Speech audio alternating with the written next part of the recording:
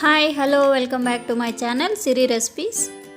ఈరోజు మన రెసిపీ ఆలూ బజ్జీ.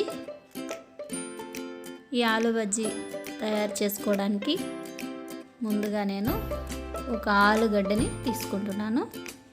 ఇలా ఒక ఆలుగడ్డ తీసుకొని శుభ్రంగా క్లీన్ చేసుకొని పైన పొట్టు తీసేసుకుందాం.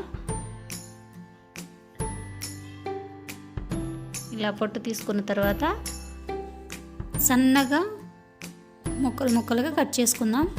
బజ్జీ వేసుకోవడానికి వీలయ్యేలాగా సన్నగా కట్ చేసుకుందాం.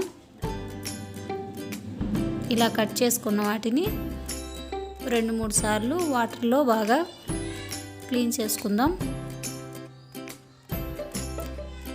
ఇలా 2-3 సార్లు బాగా క్లీన్ చేసుకున్న తర్వాత వాటర్లోనే వేసి పక్కన పెట్టుకుందాం, ఎందుకంటే కలర్ చేంజ్ కాకుండా ఉంటుంది.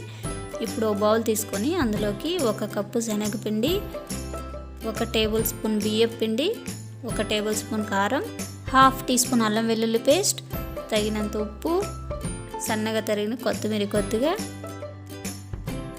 చిటికెడంత వంట సోడా వేసుకొని బాగా మిక్స్ చేసుకుందాం. ఇలా మిక్స్ చేసుకున్న తర్వాత కొద్దిగా వాటర్ యాడ్ చేసుకుంటూ కలుపుకుందాం.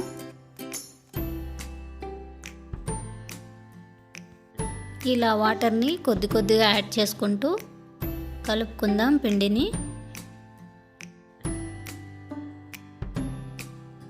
ఇలాగా కలుపుకొని ఎక్కువ పల్చగా కాకుండా కొంచెం థిక్గా ఉండేలాగే ఇలాగా కలుపుకుందాం. తర్వాత స్టవ్ ఆన్ చేసుకొని ప్యాన్ పెట్టి అందులోకి డీప్ ఫ్రైకి సరిపోయేంత ఆయిల్ తీసుకుందాం.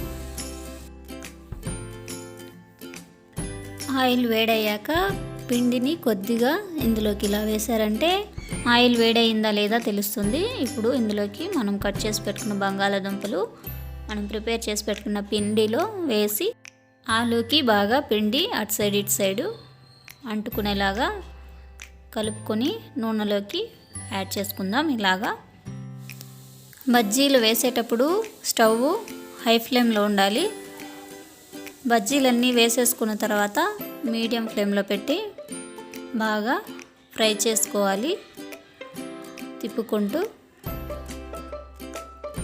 ఇలా తిప్పుకుంటూ మీడియం ఫ్లేమ్లో 3-4 నిమిషాలు ఫ్రై చేసుకుందాం. ఇలా ఫ్రై అయిందంటే సింపుల్గా ఆలూ బజ్జీ రెడీ అయిపోతుంది.